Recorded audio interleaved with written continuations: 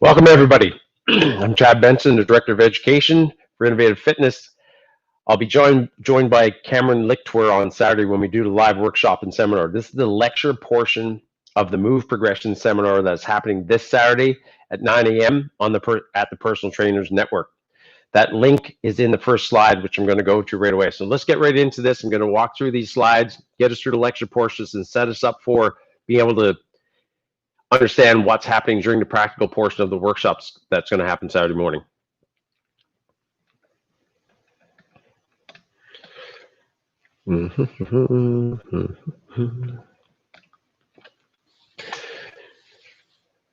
Okay, so some contact information there for you. There's some links there for you to take a look at as well. I'm going to have this slide back up again on Saturday, so I'm going to skip right through it for the moment. The reason for doing this programming seminar isn't to give you more textbook information. In fact, it's the exact opposite. What I want to try and do is make this as industry relevant as possible and pass on programming information that I've learned over my 20 years as a strength and conditioning coach, personal trainer, mentor, educator, and fitness enthusiast myself. One of the major mistakes I often see, and this, I was first and foremost someone who made this mistake many times over, is called the research and textbook bias. Coming out of university, I very much believed that in order to write a program well, you had to follow the research, because research led to results, which is not untrue. In fact, a lot of the best training programs I've ever executed on athletes and myself were very much textbook driven and created the exact outcomes we're looking for. If you're working with Olympians and high performance, so hands up if you currently are working with Olympians or professional sports athletes. Yeah, that's what I thought. Very few of us have our hands up right now. Most of us are working with recreational athletes, people that wouldn't call themselves athletes, people that are just trying to get off the couch, and a lot of people that have like general health and wellness goals, like losing weight, feeling better, being able to recreationally ski or water ski, or play football with their buddies on the weekend if they so choose, go out for a game of recreational hockey, play golf on the weekends. Those are the kind of things that we're often preparing people for, and therefore the research does not have what's called ecological validity. So a lot of the things that are in textbooks, a lot of things that we learn in university don't really apply in the real world unless you're reading research specifically to that population of people, which is available to you, but you have to really open up your mind and then use what I call the art of the science. Secondly, the psychological component of behavior and behavior modification is essential.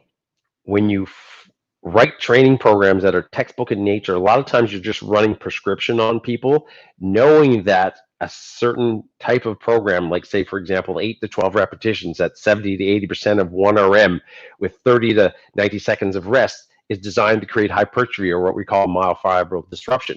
Well, the reality is the client who's relatively new to this goal, who then, for example, may have extreme soreness due to that type of workout on their first or second or third, or even for the first few weeks of working out, who maybe don't particularly love fitness to the same extent that you do, don't have the same passion for achieving goals as you might not feel great about the first few experiences if they're sore for 4 days. So making sure, A, we're using assessment protocols, and B, we're understanding that we're working with individuals who have good days and bad days, who walk in with a great night's sleep like I had last night, or a terrible night's sleep, which I had 2 nights before that, and therefore have different types of energy and different types of motivations to achieve that goal. The psychological component, the behavioral analysis, is essential to understand. We're going to discuss that right at the very beginning. Not meeting people where they're at. So that kind of goes hand in hand with what I just discussed. But if we don't do baseline assessments, if we're not paying attention to people's behavior and energy, their general enthusiasm for today, it's hard to make a program and execute in a textbook manner. You have to be able to modify on the fly at all times in order to be able to achieve some degree of productivity at the end of the 1 hour training session or 2 hour training session or high performance training session. This applies equally to athletes as it does non-athletes. which wasn't something I was very good at early in my career, which is why we're talking about it today. Some basic foundational information for us to consider. If we think about that meeting people where they're at, a lot of people start off at point A with the goal of getting to point B with certain specific goals along the way. No matter what the goal is, if it's high performance sport, if it's wellness, if it's weight loss, or what we call lean body mass goals, we need to make sure that we're still progressing people from low function or current function all the way up to the highest possible function they can achieve. If it's high performance, Olympic level athlete performance, then we have to be very detailed about how we achieve that process. If it's people with recreational goals, we have a little bit more variability in terms of how we program, as long as we're still progressing them towards a goal-driven outcome. So step one, if you're not assessing, you're guessing. Making sure you realize that if people are injured, they belong in the hands of a therapist. So if people have joint pain, stay away from that joint. Work with the other joints in the body that are healthy.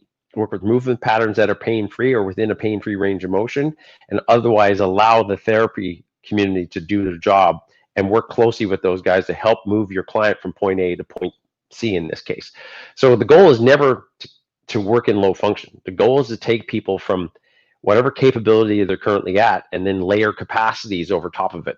As we build movement capability, we can layer in capacity. So one of the courses that I was an educator for is called PTA Global, which is a personal trainer, one of the personal training certifications that we use at a school of mine that I developed years ago.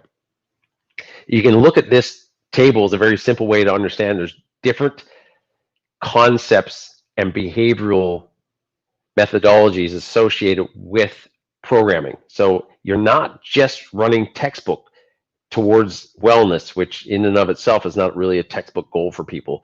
Weight loss, sports conditioning, lean body mass, there are certain programming protocols that come along in textbooks to go along with that. But so I am a very progressive trainer. I love doing functional things. I like doing athletic things. I'm a very confident individual, so therefore I'm open-minded to all kinds of learning, all kinds of new techniques. But once upon a time, I was a very traditional training client. I was someone who, as an enthusiast, learned from the methods of Arnold Schwarzenegger, Lou Ferrigno, Joe Weider, and I was doing a lot of heavy barbell resistance training and a lot of machine-based resistance training in order to be able to maximally overload my body to gain size. In fact, at one time I was a bodybuilder, and when I was introduced to more progressive style of training by a trainer when I first moved to University of Victoria, I kind of laughed at her, to be perfectly honest, and because it didn't suit where I was at that time. Now I'm functional everything. The more unique looking it is, if I'm capable of doing it and layering capacity over top of it, I'm going to do it. So I would consider myself a fairly progressive client. Doesn't mean I still don't have a little bit of traditional in me. So having to understand the style of training program needs to meet the client where they're at. Well, what level are they at? Are they low function or are they high function? So in this case, obviously, the terminology they use in PTAG is lead off, transitional, go ahead. No different from low function, like beginner, intermediate, and advanced, are just sort of like fancy names put over top of it. But the way you program must be based on personalities as much as it is on capacities and capabilities. And this gets into what we call behavioral economics, or what I like to refer to as behaviors of success. Simple quote here from Danny Meyer: business, like life, is all about how you make people feel. It's that simple and it's that hard.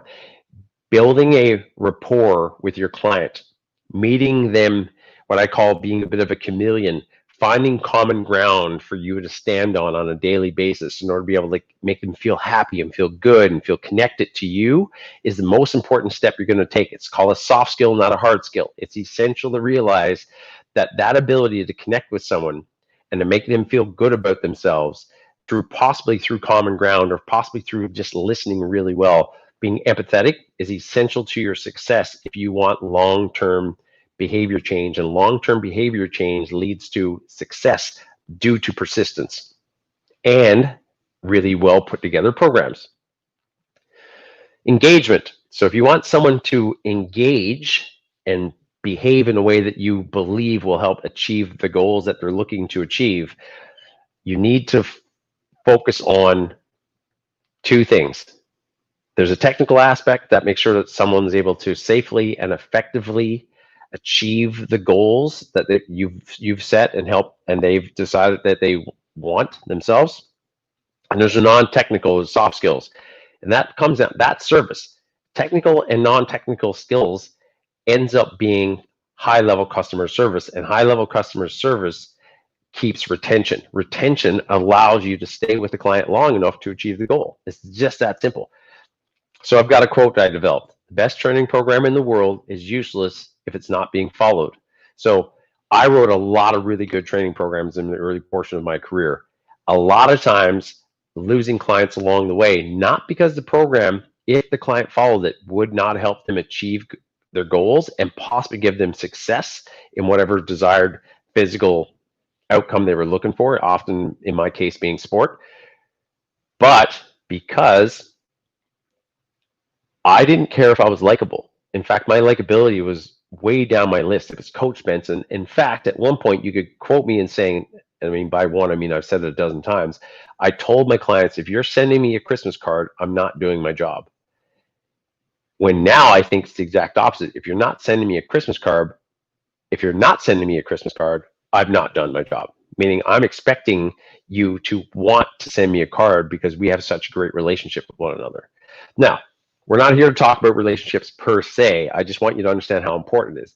There is a method to the madness in terms of progressing people from lower function to high function. And in the system I've created is called Mov Progression. And that starts off with moving better, which is focusing on tissue extensibility and joint stability. Move strong, which is progressively loading tissue to create tissue durability and movement patterning. As well, some of that overlaps with some of the move better concept. And then finally, at the end, once we have great movement quality and we've overloaded with strong tensile forces, we can then move to where we're developing force at a high velocity and moving towards power and power endurance, what we call fatigue resistance. So a lot of the traditional style of training, a lot of the textbook style of training is very physiological based, meaning we're going to overload a basic physiology of the body, and that's going to create a physiological outcome, which will help you perform at a higher level. So absolutely 100% textbook protocols work really well for physiology, and more traditional type training will help overload physiology. So what I'm saying is that just because I'm a progressive trainer and a progressive leader and educator doesn't mean I don't understand the value of traditional physiology overload. Coaching foundations. If you're going to help people move better, you have to learn how to coach effectively. Coaching, again, soft skills and hard skills. But if we talk about technique and cueing, two things. One, if you haven't practiced cueing, if you haven't thought through how to set someone up, if you haven't thought through the why, the what, and the how for every exercise, it's very difficult then to pass that information on to your client, which is a form of coaching.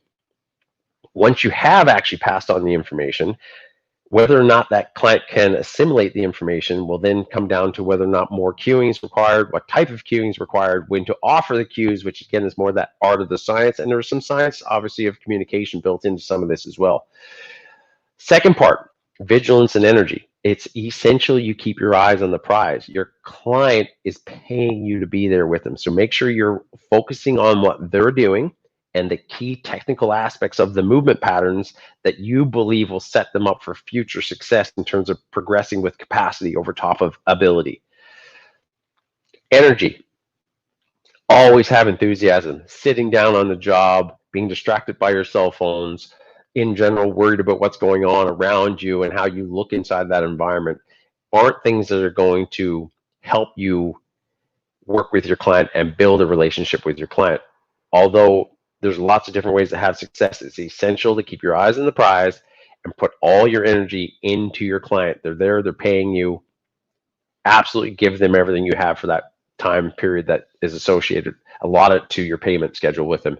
Appropriate progress. Obviously, progressing people at the right time comes down to vigilance, paying attention to realize if the body's dynamic stability and capacity is at the point where it allows you to take the next step. Okay, this is a very simple diagram. I've got a lot of sort of some variations in here, and depending on how intense you do any of the pictures I have in here, it will change where they fit on these continuums. But the only thing I really want you to take away from this is that, one, do you know the client's goal? If you're going to put together what I call the anatomy of programming, the client's goal is essential and should always be paramount in terms of the processes that go along with the principles. Okay, so if I choose a process, it has to be a process that I believe will help me achieve that goal. I have to understand that there are low risk methods and there are high risk methods, and that knowing how to progress people from taking lower risk all the way up to where the higher risk, and when I'm doing that, there's still a risk to benefits ratio attached to it, meaning that even though for high performance athletes, I have to put them in risky, high function activities to achieve elite level performances. At the same time, I have to decide where that risk to benefit ratio crosses over to greater risk than benefit. Same in a similar way, as I move people from low capacity to high capacity, the risk of injury, although their abilities should be improving as well, may go up. So it's essential to realize that you're moving people from low risk to high risk, you're moving people from low capacity to high capacity. And if you get those two things right, you should be able to meet them in that upper third quadrant. So if we were to break this down in quadrants, quadrant 1, the bottom left, quadrant 2, top left, quadrant 3, top right, that top right quadrant should allow for high performance activities in a variable environment like sport or Olympic lifting and things where, although you're trying to create predictability, when you're pushing the limit, there's a great deal of variability attached, and therefore tissue vectors and therefore tissue resilience is required. Key concept to take away from all this, okay? So I know this is taking a little bit because I have to like walk through the lecture. You can skip as much as you want when you're watching on TV, so you can be bored with this and skip through as far as you want and come back to it another time if you like. One of the key concepts, so I have a psych degree as well as a human performance degree and master's. When I studied psychology, we learned about this guy by the name of Dr. Hans Selye. In the 1960s, he developed a model called the GAS, which is the General Adaptation Syndrome, and it's all to do with stress. The whole concept here is the stress. Now, when we looked at this, we were looking at the immune system, we were looking at how people were overloaded with stress, became sick, and its dose response mechanism is attached to it. So in the first phase, for example, when I do a workout, my body is alarmed by that, particularly if the workout was progressive enough to challenge my physiology to adapt.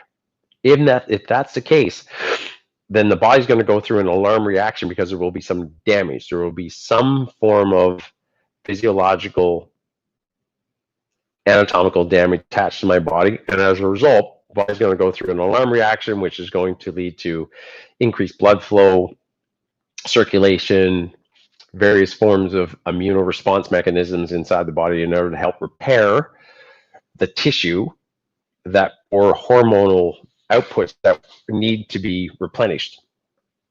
If that's the case, that's an alarm reaction.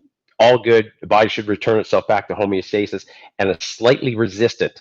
So part 2 of stress and resistance is that when you push a body in the same way over and over. So if I was to bench press over and over and over, so if I was to do bench press with 185 pounds, the first couple times maybe I'm sore. After the first couple of days, my body's built up resistance to that 185 pounds at 8 repetitions. So therefore, if I don't change the program, the body will not be forced to adapt. So if I don't overload and change the adaptive stress, the body won't build up resistance. But if I keep it the same, my body will have adapted to the resist and build resistance to the same dose. It's similar to taking antibiotics. If I take the same antibiotic too frequently, your body builds up resistance to that antibiotic, and therefore it does not have the same effect that it's meant to have, amongst other problems that come along with that.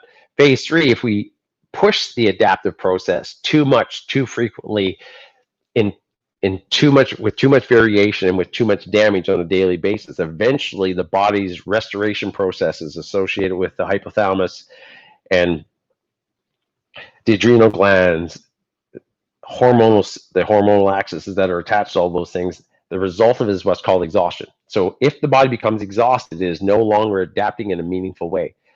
Phase one programming should be in such a way that there is a small degree of adaptation that constantly moves the client towards achieving a goal and improving some portion of their neurophysiological mechanisms.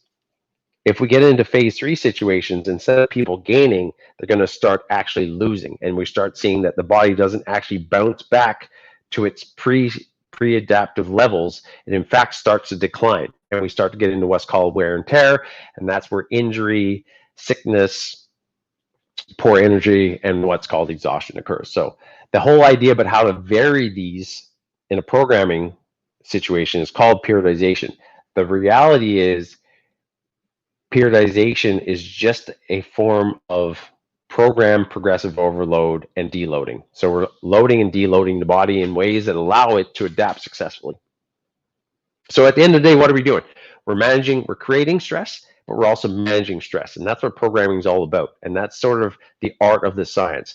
You can follow the science, and it's important to realize what the science is in order to be able to give you, I would say, your guiding principles for how to program, but at the same time, recognizing that on a day-to-day basis, you're working with human beings that have different personalities, that are going to have good days and bad days, and that these adaptations then finally understanding the type of stress you put on the person should be goal specific to the best of your ability working within that human.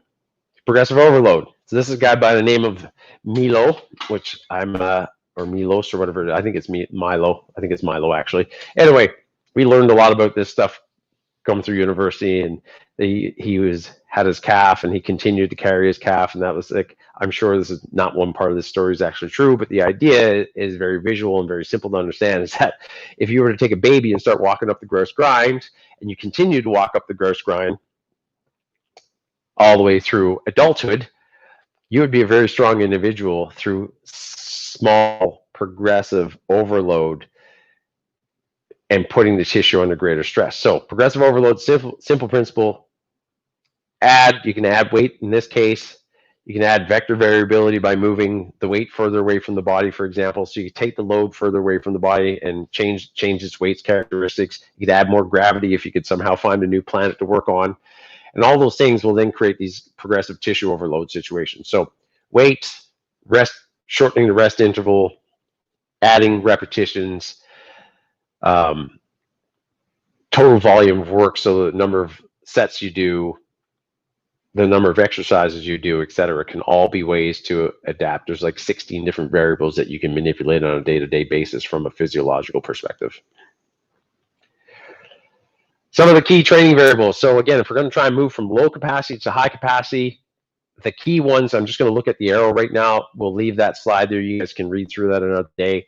Very basic principles is that if you're working in general, regardless of what the progressive overload model is that you're working with, if we're focusing on two components, increasing range, or well, 5 components, but like 2 major elements. One, the physiological and anatomical biomechanical portions of this, range of motion, load, velocity, fatigue / volume, sets times reps, and complexity of movement pattern. These are all ways that all movements can be progressed at any given time. So no matter what system you're working in, you can progress range of motion, load over top of the motion, velocity of motion, the amount of volume of work done per motion or per movement pattern, and then the complexity by adding different nuances into coordination components will increase the complexity of the movement pattern. So there are details over here on the left-hand side that you can take a look at. They'll give you some idea about how to overload some of these aspects. But the point is taking people from low to high and progressing down these key elements, especially when we're focusing on what I would call the resistance training portion or the strength training portion of the progressive overload model, which is what today is all about. These things are going to be your guiding concepts all the way through. Same idea. This is one of the things that one of the tools I use a lot is called the Viper Pro, and a great group of individuals with a lot of knowledge, led by Michelle Dalcour, and another good friend of mine, Jan Houtinen, out of Byron Bay in Australia. And if I screwed up your name, Jan, I'm sorry, because I don't, Yan, those kind of things. I'm bad at that kind of stuff, especially in the moment when I haven't thought it through prior to speaking it. So again, same kind of idea. I've made some changes to your slide. Yeah, and if you probably do recognize this, the whole point is to put the appropriate demand on the body using these different progressive overload variables. So these are movement training variables, and therefore pushing the body from point A to point B and successfully achieving goals. Now, what are the goals? So we take a look at the functional or progressive model. Okay, so again, what I'm focusing is not on traditional model, but on the progressive functional model. Is we can look at, so these are non-textbook variables that I tend to think about on a daily basis. Okay, so if I think about the goal of weight loss or well-being, the first thing I think about, well, what's the work being done? So the work being done is, okay, Cal, I'm trying to burn calories, and the easiest way for me to burn calories is increase heart rate. I have to do so in a safe and effective manner, but that's how I'm going to achieve output of work. And calories out, if calories out is more than calories in, science says we're going to lose weight. There are some different nuances in terms of people's individual metabolisms, the type of work you should do, if it should be high intensity or low intensity, do you need a recovery day? Do you need a high intensity day? And working through some of those concepts, yes, absolutely. But ultimately, the number one thing, work equals calories. You're going to burn more calories if your heart rate's higher. So the more calories you burn per minute, then the least amount of time you have to spend achieving the same outcome and calorie outcomes. And if the intensity of the calories are higher, meaning that the heart rate's higher, or percentage of the heart rate to someone's max, again, being safe, especially when you're thinking about well-being where people may not be incredibly fit, can increase hormonal outputs, which can have specific outcomes on fat loss. So therefore, and that's a whole different lecture, but just to say that the key component to work is calories and heart rate. If we're talking about hypertrophy or lean body mass, which means growth, right, muscle tissue growth or bodybuilding, then the key thing that we want work to cause is myofibril disruption. So our work, no matter the intensity of it, the volume of it, etc., the goal should be to create some sarcomeric disruption, which means the sarcomeres need to get broken down, torn apart. We got to rip some things. We got to tear some things. We need to rebuild them in an adaptive way, right, where the body builds resilience. So if the body keeps building up resilience, it keeps getting a little bit bigger. If we break tissue down and we put more glue on top of it in order to make sure that it doesn't break down again, it eventually ends up gaining muscle mass. So the two opponents we're looking for are disruption and hormonal release. And specific hormones we're talking about are testosterone and growth hormone.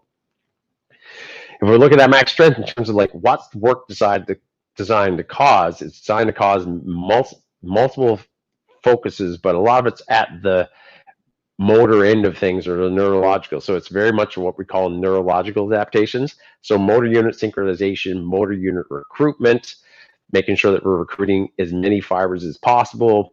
There's this idea of preferential fast twitch muscle fiber recruitment that's been proven semi-wrong for a long time, but that's a whole different lecture again.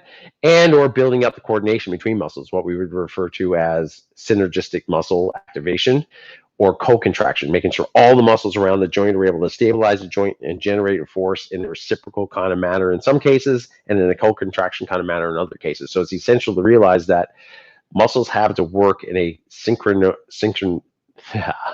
a coordinated way. They need to synchronize in order to be able to generate the movement pattern we're looking for. Bench press, squat, deadlift, no matter what it is.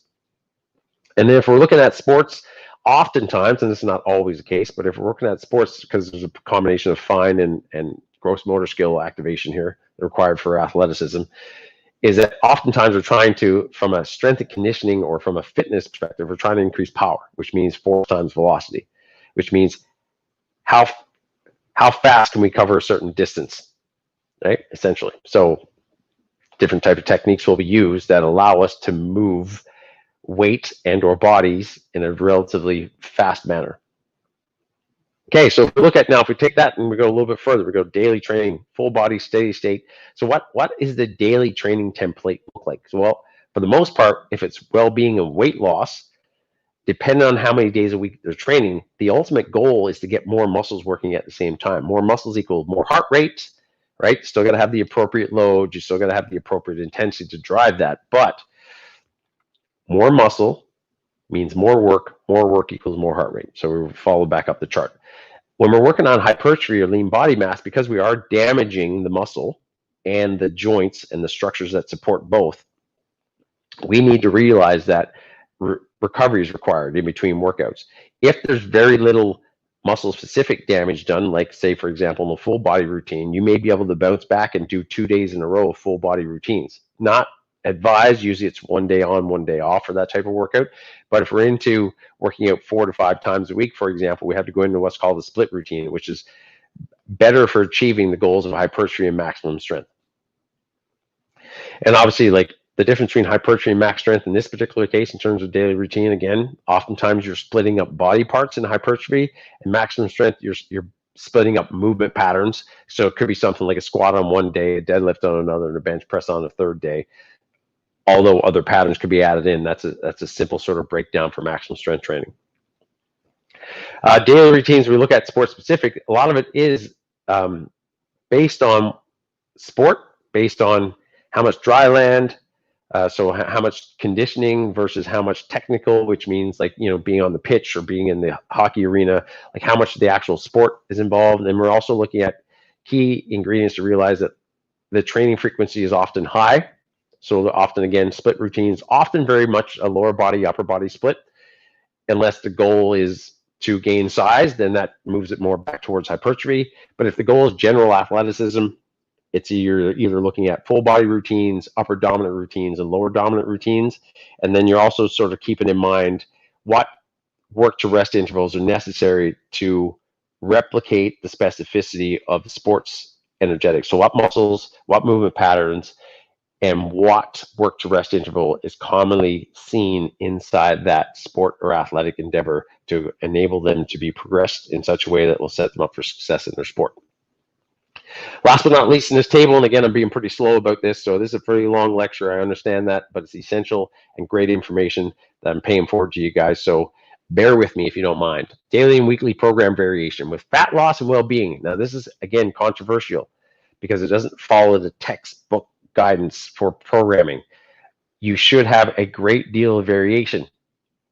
Caveat, variation means that people will always be challenged from a coordination perspective. So make sure people learn how to move well, move better, before adding in a lot of variation. But as soon as the body begins to adapt and resist, meaning it actually is coordinating well, it's moving efficiently. Efficiency means, although I'm a big fan of efficiency, means that less calories are being burned. Less calories means less calories out. Less calories out means you get the idea. You also had to reduce calories in. So program variation for fat loss and well-being should be relatively high, with the caveat being that certain foundations of movement stability, aerobic foundations, cardiovascularly for people that are relatively unfit are taken care of first.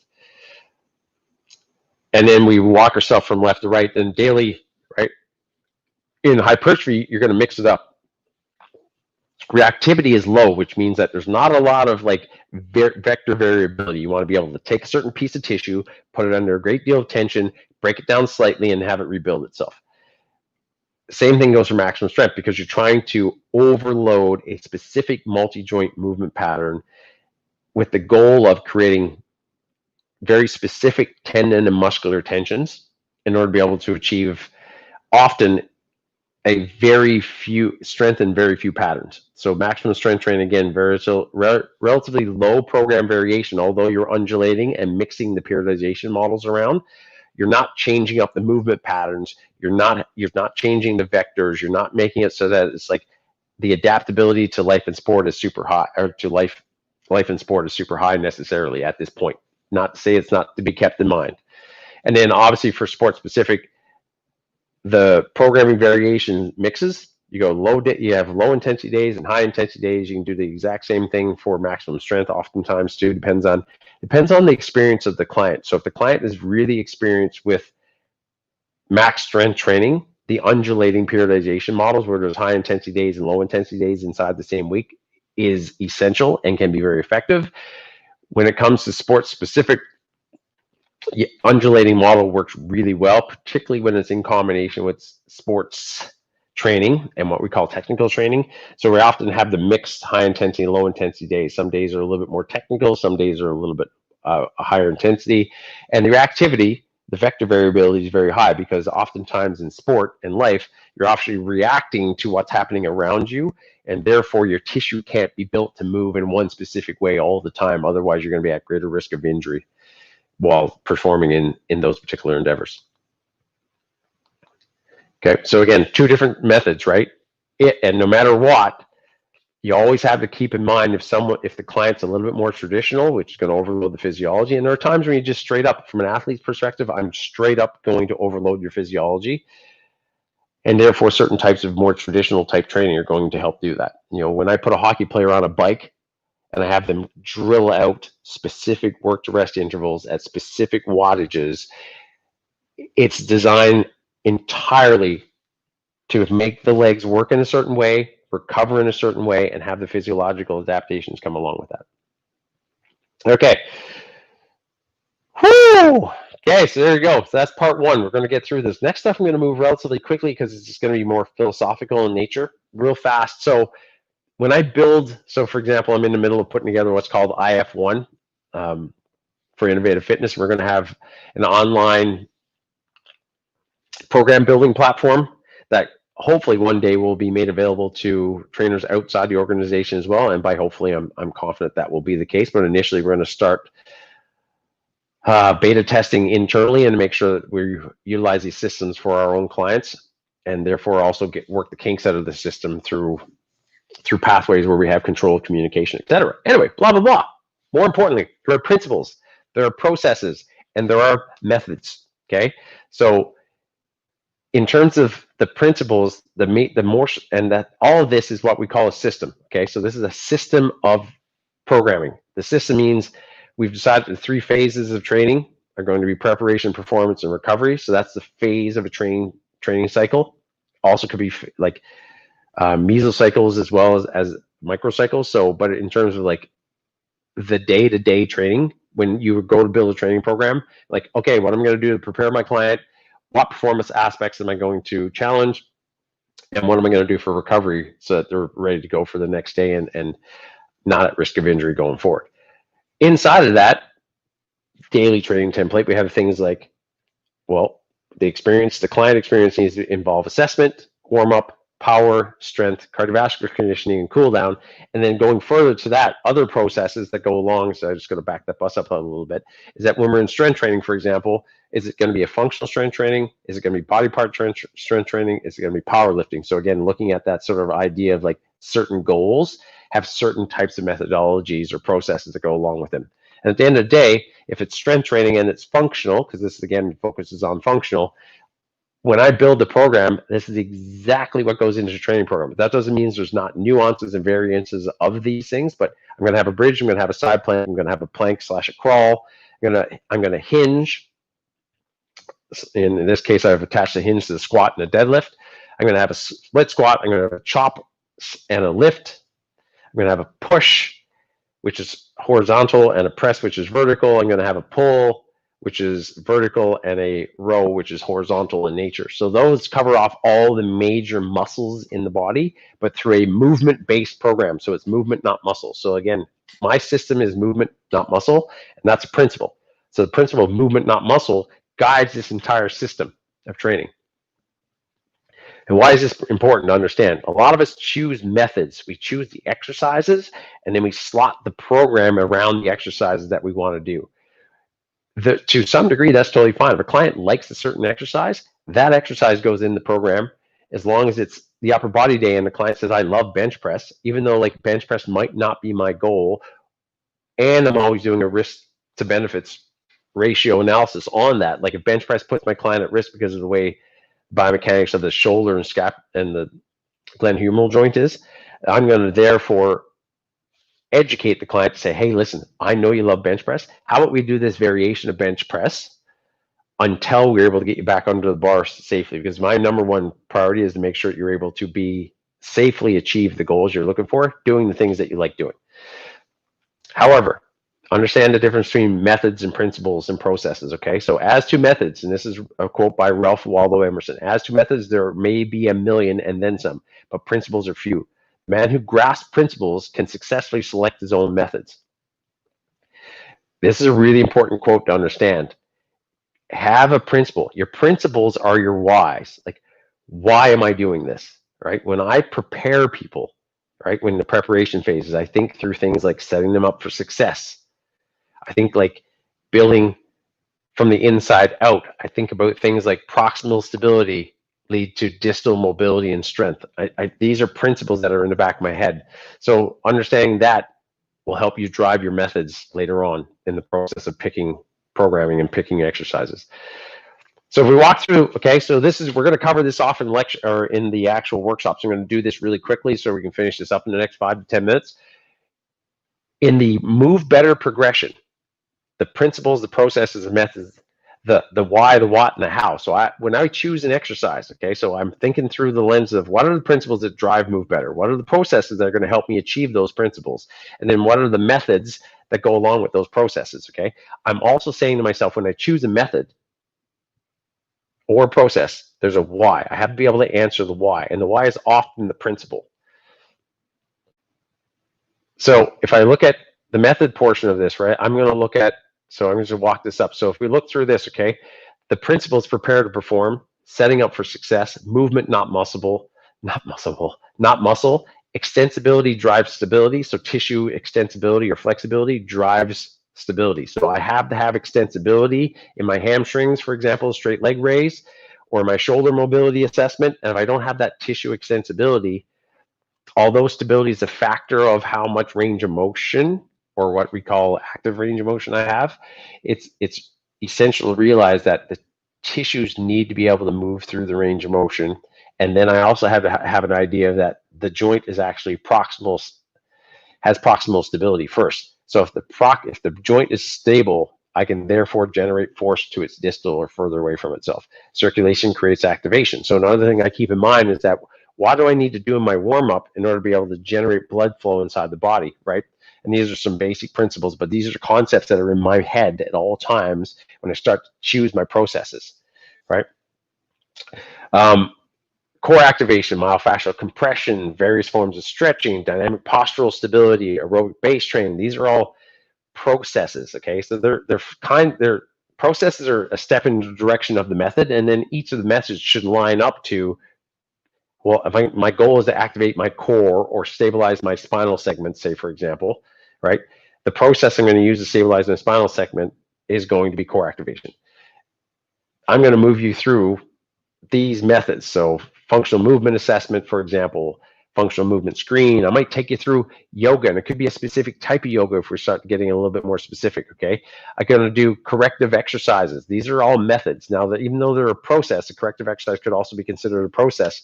And then the specific exercise being the method. You get the idea of moving from principle to process. So I'm looking at Move Better.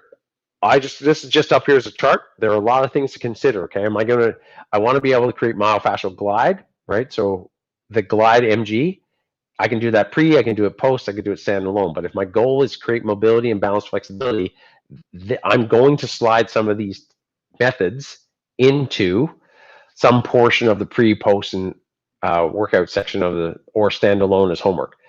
Movement prep, obviously, again, the idea of movement prep is to pre-activate and get the nervous system prepared for the workout that's coming. If I'm doing static stretching, I tend to do it at the end of a workout, just because of the effects it has on the nervous system, what science is sort of pointing us in the direction of. If I'm doing therapeutic mobility or fascial stretch therapy or PNF, fascial stretch therapy, et cetera, those can be done at any time, pre, post, standalone. The methods you use may vary depending on if you're doing pre or post. One to try and excite the nervous system, one to try and calm the nervous system. Understanding that the goal beforehand is to excite the nervous system on the whole, to prepare the mind and the body for increase the needs for increased blood flow, increased hormonal outputs, et cetera, that are going to support loading. They're going to support high level of nervous system activation that's required. And then if we look at anatomy of programming, this again came from Viper certification I took, in which I'm going to be offering in the very near future. And they also have what's called the preparation phase. And inside their preparation phase, they have things like breathing. They say eyes, talking about mobility at the hip and the spine, the foot. It's realizing that these key elements are essential, right? So these elements of the program need to be included. They are methods, okay? These are methods. And then specifically inside of the breathing method are specific exercises, which is further down the continuum of systematic overload of the method process. So again, just a real quick slide here to walk you through some of the key elements that could be attached to the process. For example, in my case, when I'm prepping people, right, preparing to move, preparing to perform, for example, I'm going to have aspects of breathing and proprioception, particularly through the ocular system using the eyes. So ocular proprioception is essential. So the way the eyes move dictates some of the way that the muscles in the arms and legs perceive its environment. So it's essential to realize that the eyeballs are important. Breathing helps stabilize the spine, for example, that the tissues are actually free to glide and that they're appropriately nervous system stimulated. Again, different techniques come along with that. Well beyond the scope of today, because this just goes deep and deep and deep. Like this lecture alone is already going to be well over an hour before I'm done. So various forms of stretching, if you like. So again, the point of this is that we want to build what we call tissue compliance. And tissue compliance is both stabilization and extensibility at the same time, which we would like to refer to as mobility. So stretching is designed to create mobility of tissues that may lack mobility and may not have the kind of myofascial glide for a number of reasons, including dehydration, for example. And then obviously strengthening tissue. So this could be pre-workout mindset, all included, or it could be trying to help people that have corrective mobility issues, meaning that someone isn't scoring well on their overhead squat in their FMS, someone who's lunging and their knees falling inwards and their hips elevating, or going through what's called a lateral tilt. Those kind of things where you recognize there's some kind of postural distortion, not pain.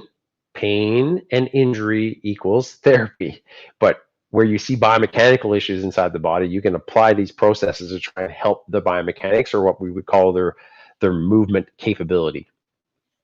If we're talking about move strong, again, principles, processes, and methods, right? So the principles: prepare to perform, the emphasis being on the perform part this time.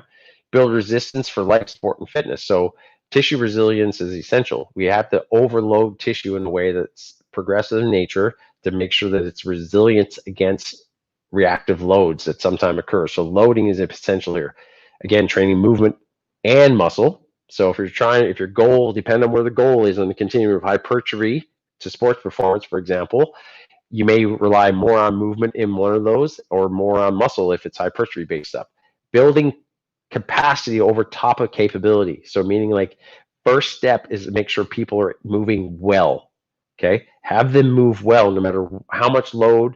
Even if the goal is to get them as strong as possible using as much weight as possible, they have to do it well at all times. So make sure that you understand the parallel line of adding capacity over top of ability, which means that you should have relatively good joint stability and dynamic postural stability throughout the movement pattern.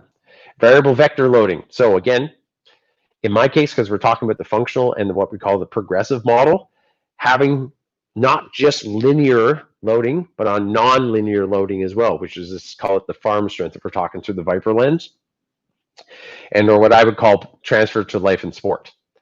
So progressive overload, obviously we've talked about this already: integration, isolation, integration. So it's important to realize the two components here of isolation to integration is essential. So although I want integration ultimately to be the game plan, having some isolation in terms of like corrective exercises built into the training program might be designed to progressively overload a joint that has a postural issue attached to it in a way that we would call recovery. So the reason why the isolation is written in here is that some of the recovery exercises are often isolated to a specific movement problem with the goal of reintegrating the newly achieved activation through the isolation back into a movement pattern that could be full body in nature. Processes, okay, we got to maintain the move better. So we got to maintain what we've already worked on. So the movement patterning has to be maintained. That's the moving of the parallel line. We want to work on maximum strength and what's called traditional force or tensile force. If we're talking about the progressive model, we're talking a little bit more of this off-center or odd position strength. Another process that is often associated with hypertrophy is called time under tension, and it's essentially realized, and it's not programmed very well at all. That is kind of textbook in nature. You have to design, are you gonna vertically load, meaning like supersets or giant sets, or are you gonna horizontally load, which means I'm gonna do a set of bench press, I'm gonna rest a long period of time, I'm gonna do another set of bench press in order to be able to focus on one thing and work on the physiology of rest recovery cycles, work rest recovery cycles. Are we going to use split routines? What's that split routine going to look like? Again, goal specific, depends on what type of strong you're trying to create. And oftentimes we're progressing from anaerobic base training to what we call anaerobic threshold training in terms of progressing the cardiovascular side of things.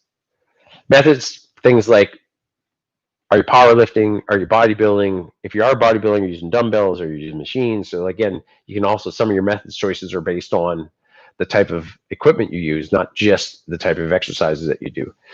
As an antagonist, agonist, is it supersets, is drop sets, or use negatives, like which methods or what programming methods you're putting into the program.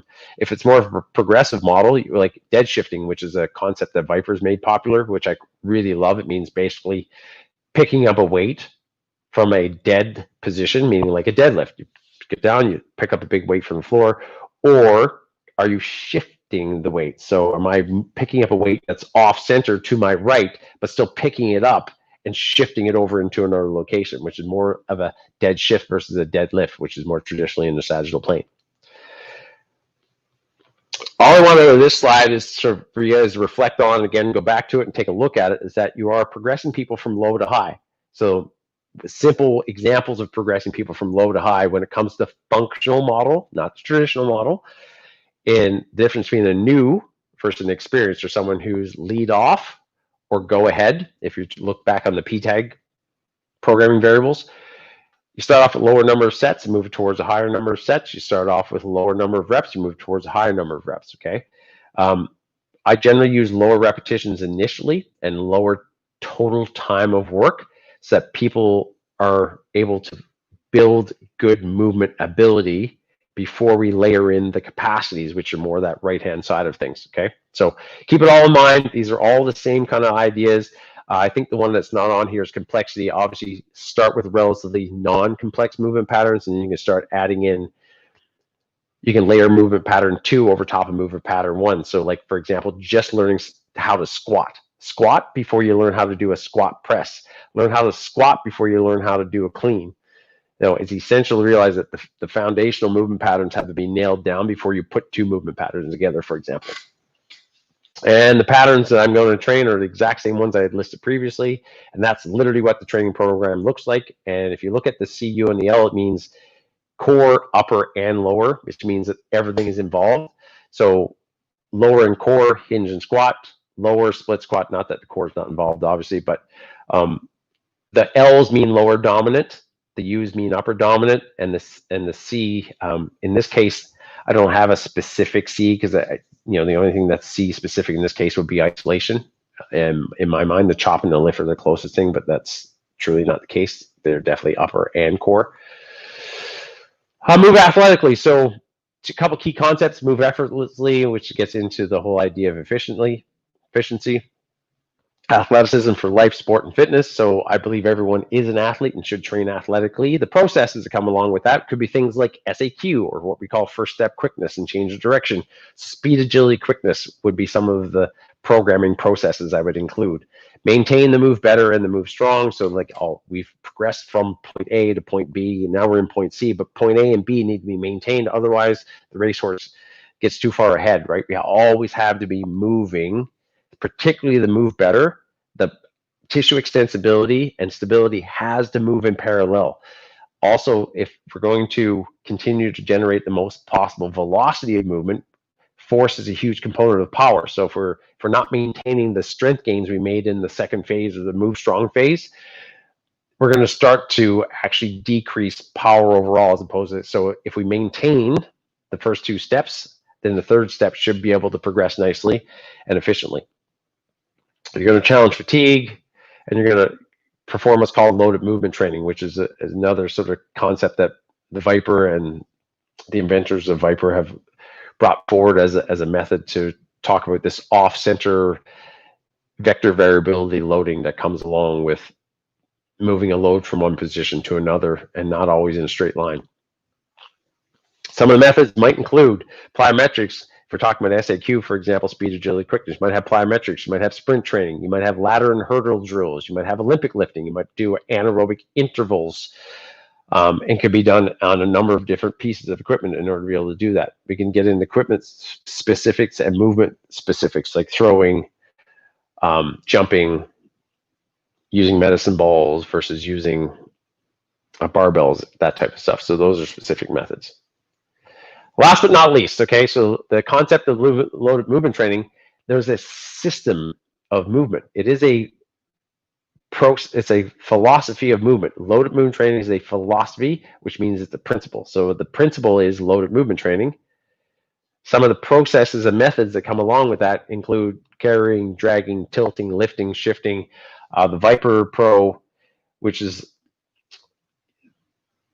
a very durable piece of equipment with a number of different hand holding positions or handles, allowing you to move weights in all kinds of different ways in different directions, as you can see from the examples that are on here. So that's where I stop. So that is the lecture portion of the Move Progression seminar. I'm sorry that's a little bit long. I hope that gives you a decent foundation of information for where we're going to go. The workshop is all practical. So the workshop is going to include Move Better workshop. We're going to progress the movement patterns. So you'll notice that the movement patterns that are here, for example, get progressed. Anything that's in red ink is an indication that it's more of a progressive training method versus a traditional training method. And the things on obviously the ideas that prepare to perform. So we're going to move from preparation to performance. Going to walk through all this stuff on Saturday morning. The entire seminar is going to be a couple of those slides, just as because I'm sure some of you will not have watched this video, and then moving all the way through these different workshop portions for Move Better, Move Strong, Move Athletically. So Cam and I are going to spend the entire hour and 15 walking you through exercise technique and walking you through some of the cueing that comes along with it. But there you go. Anyway, see you on Saturday. Please be there. Go register. If nothing else, just enjoy this lecture. Scroll through it. Use it however you want. There's lots of great information in here. I look forward to seeing you guys on Saturday.